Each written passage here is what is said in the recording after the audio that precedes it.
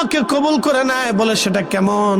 যখন আপনাদের সামনে খাবার আসে, তখন সামনে খাবার আসে, যেমন আমার সামনে চা আসলো, পানি আসলো, আমি পানির প্রয়োজন, আমি পানি খেয়ে ফেললাম, ওয়াজের মধ্যেই পানি পান করলাম, আবার ওয়াজের মধ্যে আমি চা খেয়ে ফেলবো। কিন্তু মাহে রমজানে আমি যত সুন্দর ওয়াজ করি না কেন, ইফতারির সময় না আসা পর্যন্ত এক ঢোকও পানি পান করার সুযোগ নাই, ঠিক কিনা? সামনে ফল থাকে, খেজুর থাকে, মালটা থাকে, আপেল থাকে, বিরিয়ানি থাকে, শরবত থাকে, নানান ধরনের ভাজি পোড়া থাকে, দই থাকে, খাবার থাকে, পানিও থাকে, কত কিছু সামনে থাকে।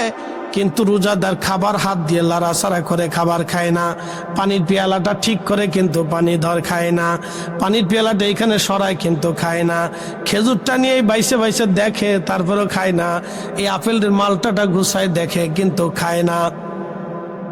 যখন খাবার লাড়াচাড়া করে ইফতারির পূর্ব মুহূর্তে, তখন আমার আল্লাহ ডাক দেয়, ফেরেশতারা, তোমরা আমার এই বান্দা সৃষ্টি করতে তোমরা নিষেধ করেছিলা, ফেরেশতারা রে, আমার এই বান্দা সৃষ্টি করতে নিষেধ করেছিলা, আর তোমরা বলেছিলা ওয়া নাহনু নুসাব্বিহু বিহামদিকা ওয়া নুকাদ্দিসু লাক, তোমরাই বলে ইবাদত করবা, তোমরাই বলে তসবিহ করবা, তোমরাই বলে হামদ করবা, তোমরাই বলে জিকির করবা।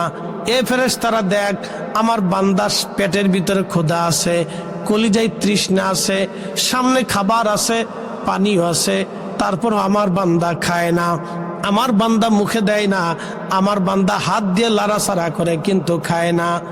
এ ফেরেশতারা, তোমরা বলছিলা ক্বালু আতাজআলু ফিহা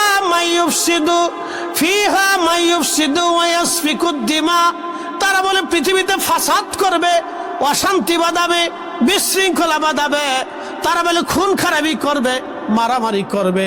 ফেরেশতারা দেখ, আমার বান্দারা সামনে ইফতারি নিয়ে বসে আছে, ও ফেরেশতারা, তারা আমার কাছে ক্ষমা চায়, আমার কাছে দোয়া করে, তারা আমার জিকির করে, খাবার সামনে কিন্তু খায় না।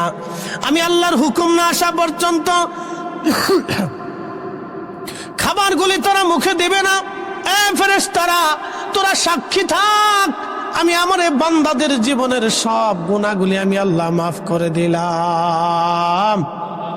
না না, আরো জোরে বলেন সুবহানাল্লাহ।